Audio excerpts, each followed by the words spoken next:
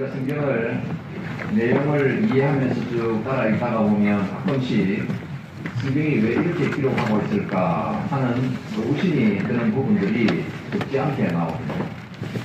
저에게는 창세기 후반부에 나오는 요셉의 이야기가 그랬습니다. 요셉이 고생하다가 애국의 총리 대신이 됐다. 그러면 잘 됐다 하고 박수치고 끝나면 되는데 요셉의 이야기는 그 이후로 더 길게 이어집니다. 그런데 요셉이 성공하고 난 이후의 삶에 대해 더 오랫동안 기록하고 있다면 그 요셉이 이렇게 잘했다 하는 그런 치적을 우리에게 또 알려주는 그런 부분으로 예상이 되는데 사실 그 이후에 요셉 이야기는 그런 이야기가 아닙니다. 창세기 42장부터 45장까지 요셉 이 이야기의 후반부 이야기는 요셉이 형들과 화해하고 형들이 하나님 앞에 자신의 잘못을 회개하는 그 장면을 세세하게 기록하고 있습니다. 보십시오. 형들이 요셉을 죽이려고 하다가 결국 노예로 팔아치웠습니다. 세월이 한 20년 지났습니다. 그리고 지금 요셉 잘 됐고 형들과 만나고 요셉은 형들을 용서할 마음이 얼마든지 있습니다. 근데 왜 이렇게 하나님께서 요셉의 형들을 기어코 어떤 일들을 꾸며서라도 만들어서라도 그들이 요셉에게 용서받고 하나님 앞에 회개하도록 만드는 이 이야기가 길게 이어지고 있느냐 하는 것입니다. 시간도 많이 지났는데 그냥 어떤 걸로 다 잊어버렸으니까 그냥 지나가자고 하면 안 되는가 하는 것이죠. 그게 안 됩니다. 하나님께서는 우리가 잘못한 것, 죄 지은 것이 있으면 하나님 앞에 그대로 내놓고 회개하고 용서받고 그리고 새로 시작하기를 바라시는 것이죠. 오늘 맥주 감사주일입니다. 1년의 반이 지나고 또 반년을 살아가야 합니다. 이때 우리가 하나님 앞에 지나간 반년을 돌아보면서 감사하는 것이 맥주 감사주일의 의미이긴 합니다. 하지만 여러분 우리가 하나님 앞에 감사를 올려드리면서 무엇이든지 우리가 새로 다시 하려고 할 때에 하나님과 새 출발하게 해주세요. 전반기보다 후반기가 더 복되게 해주세요. 하나님 앞에 내가 무엇을 해야 할지 비전과 사명을 보게 해주세요. 어떤 기도이든지 간에 회개 없이는 안 됩니다.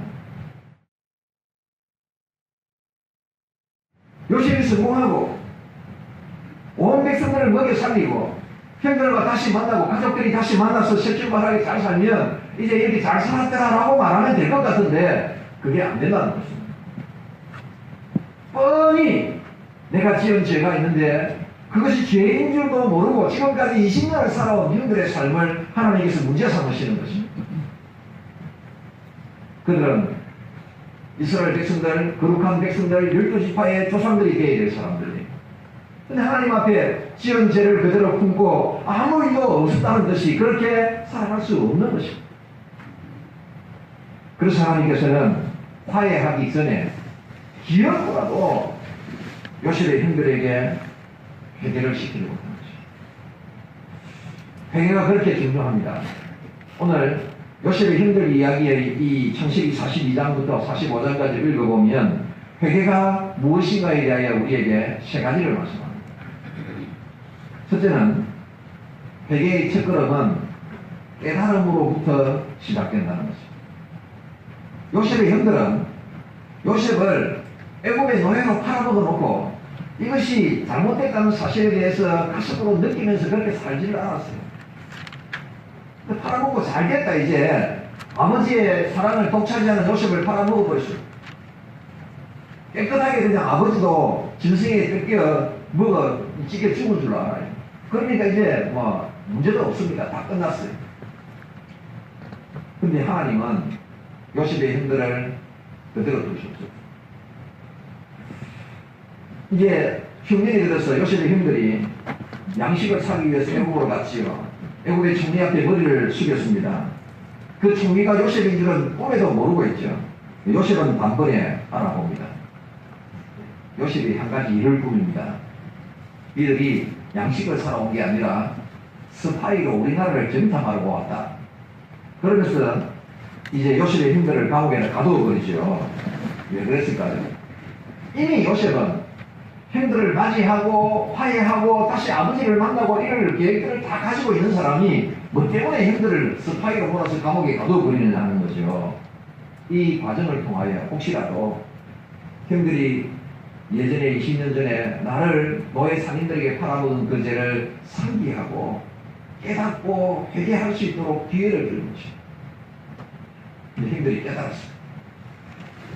21절, 22절입니다. 21절을 보겠습니다. 21절 한 절만 다 같이 읽습니다. 시작. 그들이 서로 말하되 우리가 아우의 일로 말미암아 범죄하였더라. 그가 우리가 에게 액을 할 때에 그 마음의 괴로움을 보고도 듣지 아니하였으므로 이 괴로움이 우리에게 임하였더라.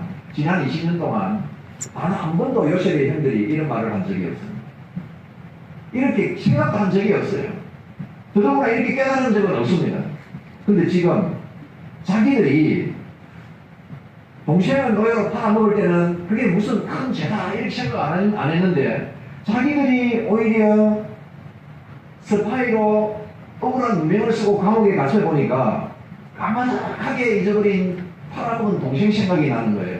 우리 지금 이렇게 스파이로 몰려 감옥에 갇혀도 이렇게 억울한데 동생을 그냥 먼 나라에 노예로 팔아먹어버렸으니까 동생이 얼마나 억울했겠느냐 이 생각이 난 것입니다. 그 동생이 어린 동생이 얼마나 무서웠을까. 이제서야 자기들이 큰 죄를 지었다는 사실을 깨닫게 됩니다. 죄책감이 몰려옵니다. 어떤 일을 계기로 해서 그동안에는 정말 그 일에 대해서 문제의식을 느끼지 못하고 죄책감을 가지지 못했는데 하나님께서 내 마음에 죄책감을 준다. 이게 하나님께서 우리에게 복을 주시는 것입니다. 새로운 기회를 주시는 것입니다. 회개는요, 그 첫걸음이 나 그게 문제 있다고 생각하지 못했고 그게 죄라고 생각하지 못한 것을 죄라고 깨닫고 생각하는 것입니다. 그러니까 우리는 내가 무슨 큰 죄를 지었어 그러면서 아무것도 회개하지 않고 당당하게 살아가는 것보다 내가 지은 죄를 깨닫고 하나님 앞에 회개할 수 있는 마음을 주시는 이게 복이에요. 정말 신앙생활을 해보면요, 우리가 하나님 앞에 회개할 수 있다는 것이 얼마나 큰 복인지 모릅니다. 그렇게 깨달음으로부터 회개는 시작이 됩니다. 근데 그렇게 깨닫는다고 회개가 다 되는 것이 아니고요, 내 삶에 마음의 변화가 일어나고 행동의 변화가 일어나는 것으로 회개는 완성이 됩니다. 회개의 완성은 변화된 삶입니다. 요셉이 일을 한 가지 더 꾸미지요. 시몬을 감옥에 붙잡아 놓고는 너희 동생, 내 막내 동생 베냐민을 집에 있다고 그랬는데 데리고 와봐라. 그럼 너희들이 한 말이 거짓말이 아니고 사실이다. 스파이가 아니고 양식사로 온 줄로 내가 알겠다. 이런 일을 꾸민 것이죠.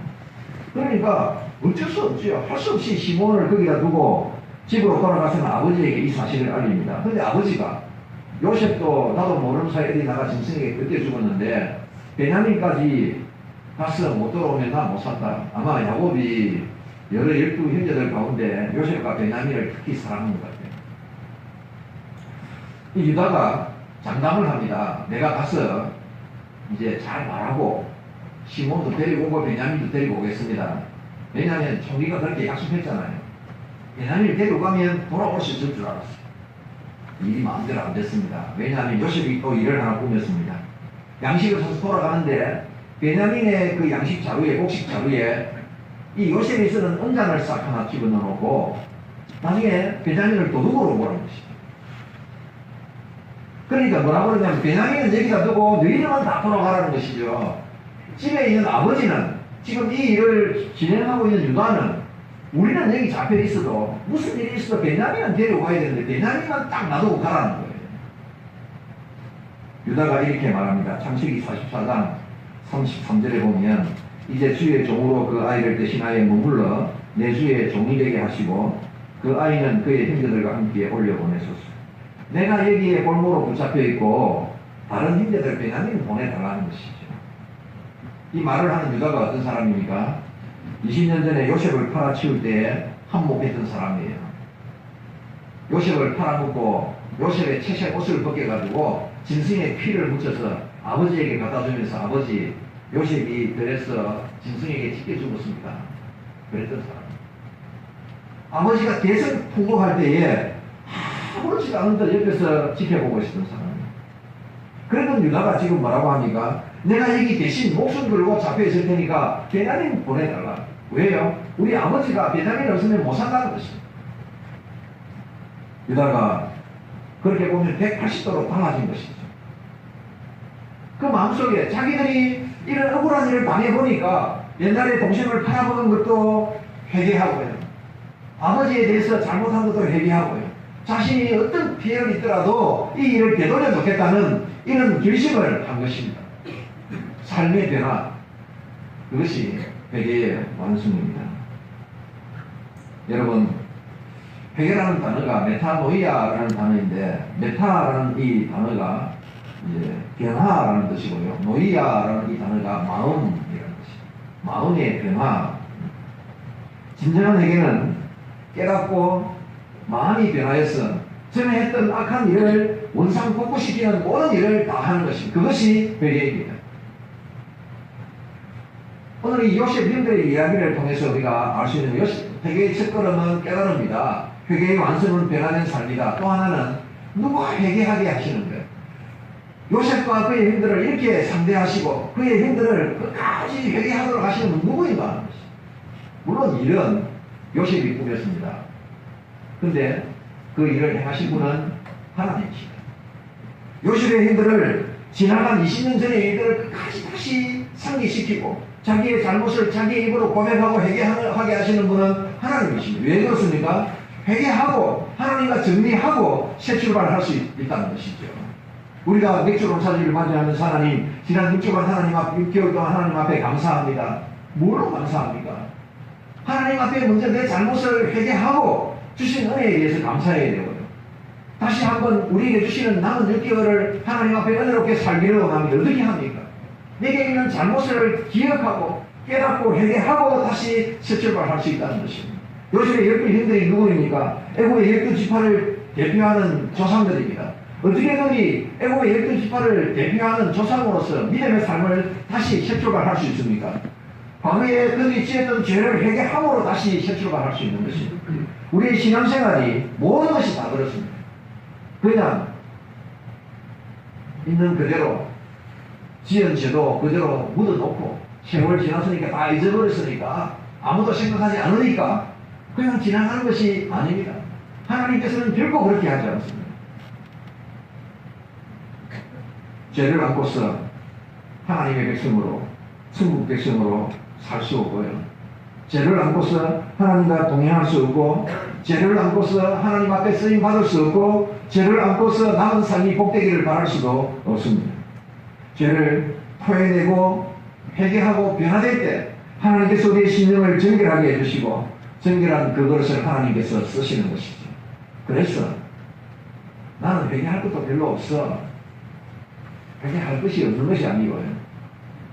잘 착하게 의롭게 살아도 하나님의 그 의로운 빛 앞에서 보면 내 죄가 보이는 것입니다. 죄가 보이는 것이 복이고요. 보인 죄를 회개할 수 있는 것이 복입니다. 회개가 복입니다. 마태복음 5장 4절이 분명히 우리에게 말씀하십니다. 애통하는 자가 복이 있다. 그들이 위로를 받을 것입니다. 애통하는 것은 회개하는 것이죠. 오늘 말씀을 들으면서 이 한마디라도 꼭 기억했으면 좋겠습니다. 나는 죄가 없다라고 생각하고 별로 회개하지 않고 살아가는 것이 복된 삶인 줄로 우리가 알고 있지만 진짜 복된 삶은 우리의 삶에 묻어있는 우리는 그게 잊어버릴 뻔한 것이라 할지라도 다시 생각나게 하시고 하나님 앞에 반드시 그 죄를 토해내게 하시고 용서 받고 살아가는 것이 그게 복이다라고 말씀합니다. 한번 따라하겠습니다. 회개가 복이다. 왜 회개가 복입니까? 회개가 복이다 그러면 왜 회개가 복이냐? 첫째는 회개가요 우리 삶에 사제의 큰 기쁨을 합니다. 사람이 무거운 짐을 지고 살아가는 것 가운데 하나가 내 안에 있는 이 잘못을 해결하지 못하고 품고 있는 거예요. 다윗이 우리에게 그 점에 있어서 적나라하게 가르쳐줬지요. 부하 장수의 아내를 차지하고 그 부하 장수는 전쟁에 내보내서 죽여버리고 그리고 살았는데 다윗이 어땠을까? 내가 왕이니까 이 정도는 아무것도 아니지. 야, 정말 성공한 왕이 되다 보니까 별것도 내가 다 할 수 있구나. 이렇게 생각하고 살았을까요? 시편 32편 3절 4절에 다윗이 그 이후에 어떤 삶을 살았는지에 대하여 적나라하게 우리에게 가르쳐주는 다윗의 고백이 있습니다.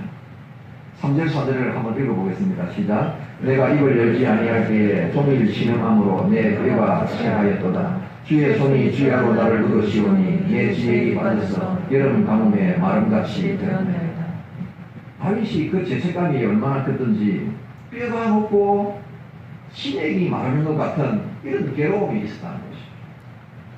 이 말은 과장이 아닙니다. 심지어는 진액이 마르고 뼈가 쇠하는 같은 이런 고통 속에서 이게 고통이 지나치면 사람이 정신분열에 이르게 되는 것입니다. 귀찮고요. 인생에 대한 어떤 바람직한 소원이 없고요. 그 품고 있는 죄 때문에 항상 괴로운 것입니다. 그런데 32장 5절 그 다음에 말씀을 보면 내가 이르기를 내 허물을 여호와 앞에 자복하리라 하고 주께 내 죄를 아뢰고 내 죄악을 숨기지 아니하였더니 곧 주께서 내 죄악을 사하셨나이다. 죄 사함 받고 난 이후에 다윗의 삶이 정상적으로 회복이 된 것입니다. 하나님께서 사제의 은총을 베푸시고 다윗이 다시 살아났습니다. 하나님께서는 우리에게 이 말씀을 하시고 싶습니다. 우리가 하나님 앞에 우리 죄를 그대로 낱낱이 고하고 난 이후에 우리의 삶은 많이 달라질 수 있습니다. 왜? 하나님께서 우리에게 그것을 기대하고 계시기 때문에. 그래서 회개가 복입니다. 요셉의 힘들을 보십시오. 오래된 일을 하나님께서 부태히 끄집어내서 그냥 가자. 앞으로 잘 살아가는 날만 남았다. 그래도 될 뻔한데 왜 하나님께서 요셉의 힘들에게 이렇게 세세하게 집요하게 그들에게 잘못을 뉘우치고 반성하고 회개하게 하시는 것입니까? 그렇게 하지 않으면 앞으로 나아갈 수 없는 것입니다. 그렇게 하지 않으면 그들이 이스라엘 12지파의 조상이 되어서 믿음으로 살아갈 수 없는 것입니다. 그렇게 하지 않으면 하나님께서 명령해 주시는 복된 삶을 누릴 수 없는 것입니다. 연세가 한 60 넘으신 어떤 분이 들려주신 말씀이 너무 마음에 와닿았습니다. 그러니까 이분이 저보다도 나이가 덜 했으니까 중학생 시절이면 1960년대 말이나 안 되겠나 싶습니다. 중학생 때 아버지가 사업하다가 이제 많이 돈을 잃으시고 집이 더 어렵게 되었습니다. 그 몇남매 되는 형제를 키우기 위해서 어머니가 이제 나섰습니다. 연탄 배달을 하셨어요. 수레에다가 연탄을 싣고 그 골목길 비탈길을 다니면서 다 그때는 연탄 배달을 했지 않습니까? 이분이 착한 분이어서 학교 갔다 오면 엄마를 도와드렸어요. 근데 이게 창피한 거죠. 특별히 사춘기 때다 보니까 연탄 수레를 엄마가 이제 끌고 가면 뒤에서 밀고 가는데 누가 동네에 가면 이학생들이 볼까봐 창피하고 특별히 교회 이학생들이 볼까봐 창피했어요. 무엇보다도 공부할 시간이 없어 참 괴로웠는데 그래도 열심히 공부를 했습니다. 이제 학년이 바뀌어서 3학년이 됐습니다. 선생님도 새 선생님이고 친구들도 새 친구들이에요. 근데 왠지 선생님이 그날 따라 교실에 들어오시가 추석구를 뒤적 하시더니 야 여기 누구 있어? 갑자기 자기 이름을 불러서 깜짝 놀라서 예 하고 일어섰어요. 그래서 선생님이 물어보는 것이 뭐라고 물어보시느냐면 야 너희 엄마 연탄 리어카 끌어 물어보시는 거예요. 입이 딱 떨어졌어요. 안 그래도 엄마 리어카를 끌고 갈 때 동네 여학생들이 교회 여학생들이 볼까봐 창피한데 온 동네 우리 친구들이 반 친구들이 다 있는데 물어보시니까 그 말로 할 수 없는 그 눈짓으로 빨리 대답하라고 눈짓을 주니까 엉겹결에 튀어나온 말이 아닌데요. 거짓말이 튀어나왔어. 다 아시는 선생님이 앉아 임마. 그리고 그날 학교에서 보내는데 가슴이 탁발에 미치.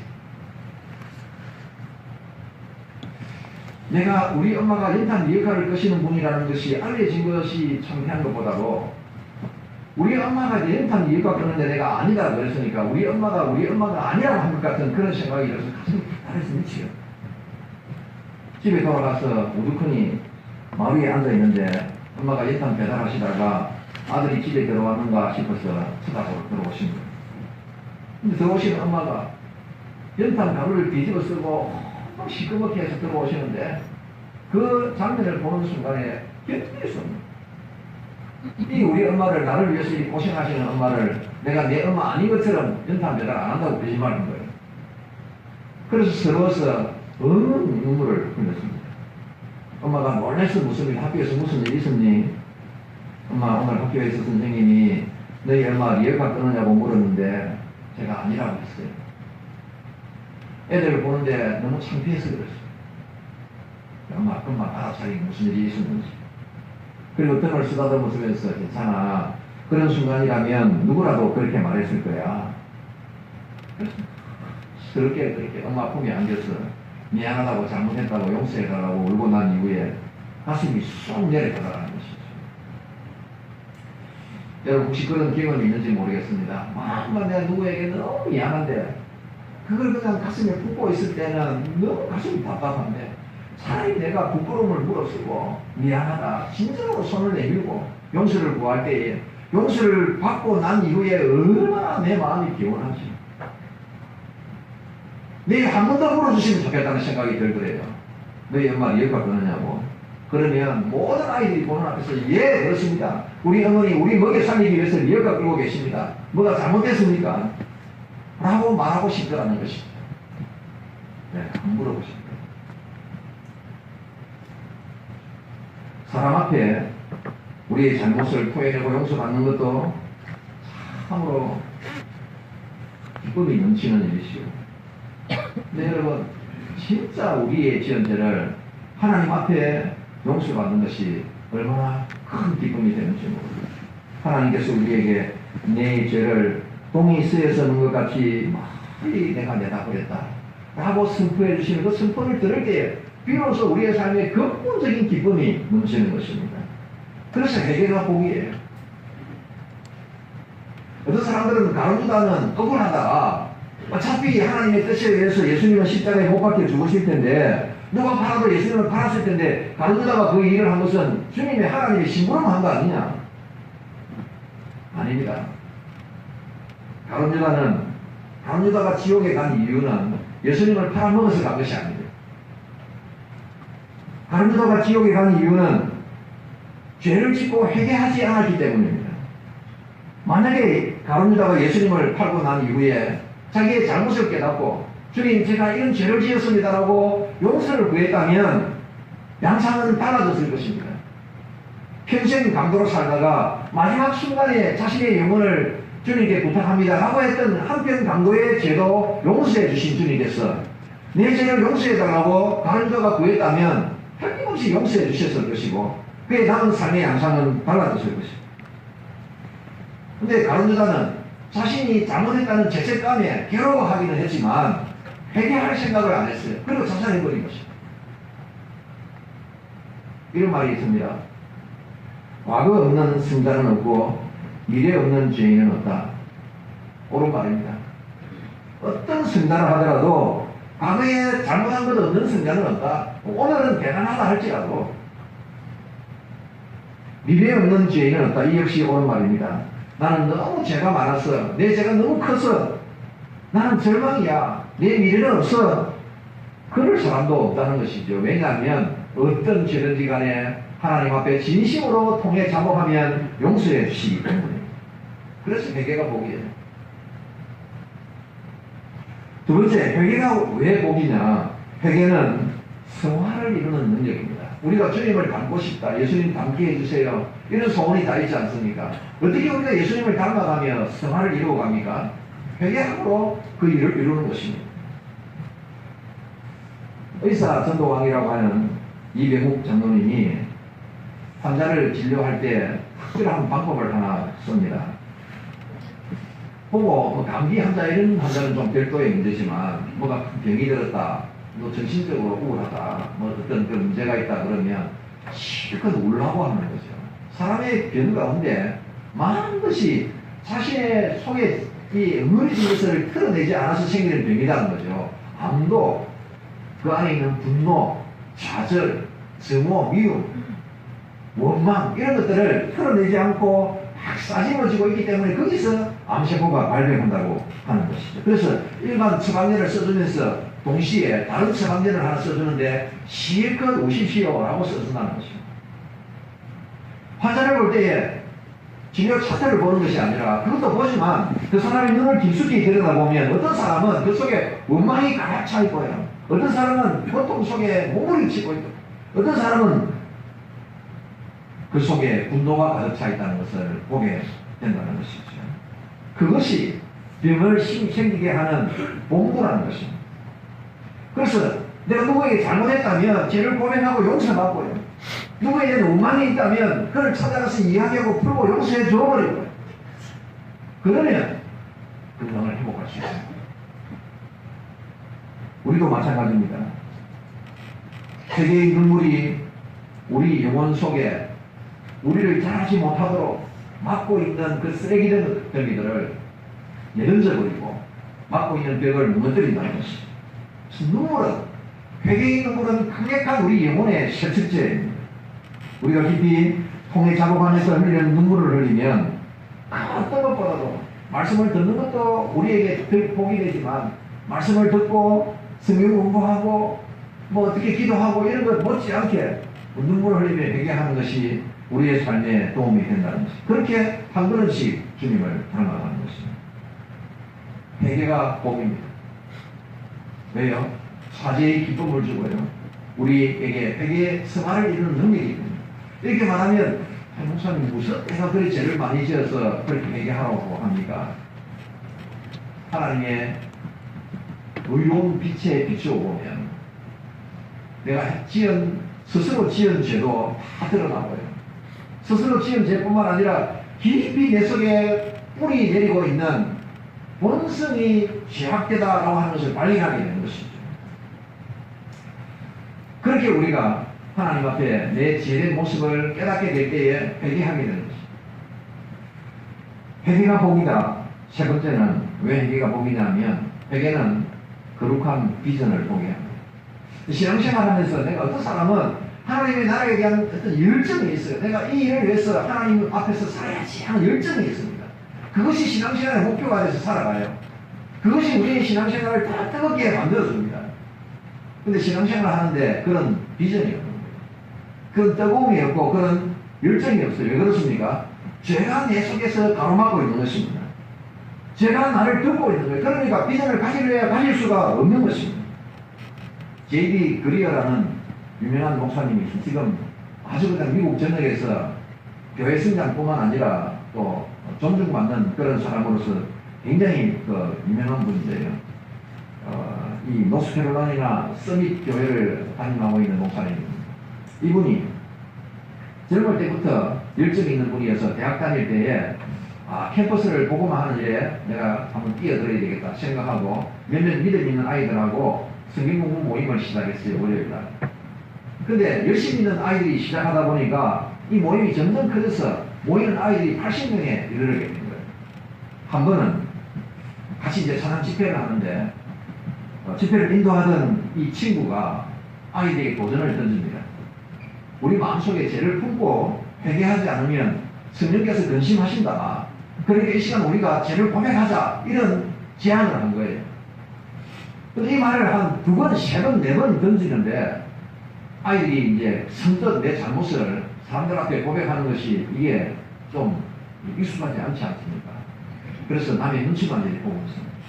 시간이 한 2, 3분 그러는데 아주 분위기가 어색하지요. 우리 잘못을 다 보나서 회개하자 이러니까 그래서 안 되겠다 싶어가지고 이 그리어가 자 우리 친구가 우리에게 귀한 도전을 준 것을 고맙게 생각합니다. 이제 시간이 꽤 지났으니까 그냥 우리끼리 다 같이 한번 통성으로 죄를 고백하고 회개합시다. 이렇게 말을 하고 막 기도를 시작하려고 하는데 그 찬양단의 리더 가운데 한 사람이 손을 더 짚어보였어요. 나는 지금까지 사람의 이목만 생각하고 신앙생활 한다고 살아왔어요. 사람이 볼 때는 신앙이 있는 것처럼 행동했지만 사람들이 없을 때 나의 삶은 참 신앙인답지가 않은 삶을 살고 있어요. 하나님이 기뻐하지 않는다는 사실을 내가 알고 있지만 잘 고쳐지지가 않아요. 이 캠퍼스 안에 더 이상 큰 역사가 일어나지 않는 것은 내 죄 때문입니다. 이렇게 고백합니다. 이 한 사람의 고백이 기폭제가 됐습니다. 두 번째, 세 번째, 네 번째 계속해서 아이들이 자신의 죄를 사람들 앞에 고백하고 그리고 흐르게 울고 회개하고 통해 작업하는데요.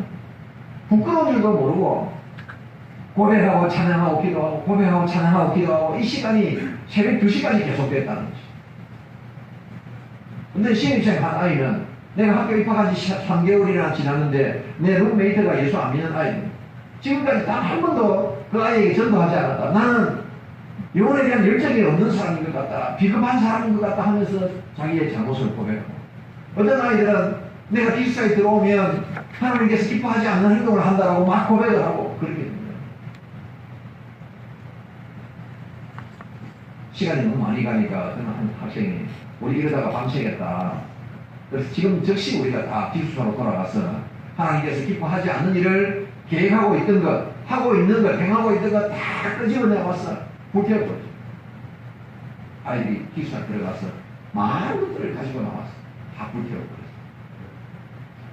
세월이 지금 20년 이상 지나서 이분들이 그때 동창생들과 만나서 이야기하면 그때 받은 은혜로 많은 사람들이 하나님 앞에 헌신하고 비전을 발견하고 그 비전을 따라 살아가고 있고요. 그 중에는 많은 아이들이 목회자가 되고 선교사가 된 사람들이 많이 있다는 것이죠. 제가 이렇게 말씀드리면 여러분들도 다 그런 경험들이 생각이 나실 것이죠. 저는 40년도 더 됐죠. 1975년 중학교 2학년 때 동계수련회 제1진해교회에서 동계수련회 하는 동안에 감사 목사님의 열정적인 그 말씀을 들으면서 어린 마음에 하나님 앞에 헌신하기로 한번 결정한 적이 있습니다. 그때까지 어린 심정에 무슨 죄를 지어도 그렇게 많은 죄를 지었겠어요. 밤마다 회개하면서.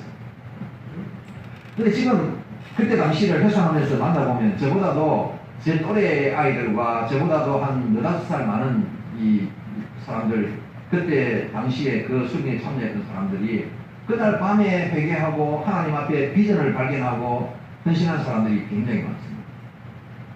여러분 회개가 왜 우리에게 복입니까? 우리에게 지금까지는 현대사회가 다 풍요롭기 때문에 다들 잘 삽니다. 풍요롭게 삽니다. 그러나 풍요롭게는 살지만 하나님의 나라에 대한 열정과 비전 없이 살아가는 사람들이 적지 않습니다. 그리스도인이라 할지라도.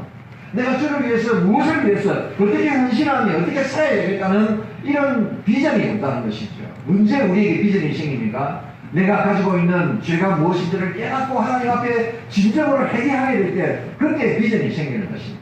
우리가 하나님 앞에 하나님 2018년 하반기는 더 은혜롭게 더 복되게 살게 해주십시오. 어떻게 그렇게 살 수 있습니까? 하나님 앞에 지은 죄를 아주 통회하고 자복하며 회개할 때 그렇게 살아갈 수 있는 것입니다.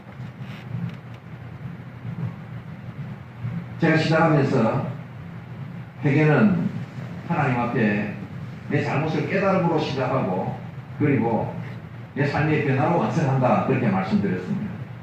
오늘 우리가 이렇게 말하면 하나님 앞에 내가 하나님 앞에 회개해야 돼 이런 마음에 하나님께서 깨달음을 주시는 분들도 있을 것입니다. 좀 더 구체적으로 어떻게 해결하는 것이 회개하는 것인지를 네 가지로 제가 간단하게 여러분에게 소개해드리겠습니다. 깨달아야 된다 그랬지요. 깨닫고 어떻게 합니까? 죄를 고백해야 됩니다. 내가 무엇을 잘못했는지에 대해서 분명히 고백해야 돼요.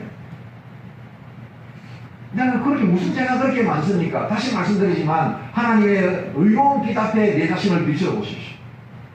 내가 직접 지은 죄도 죄고요. 내 마음속에 뿌리 내리고 있는 죄의 뿌리도 내가 해결해야 될 죄예요.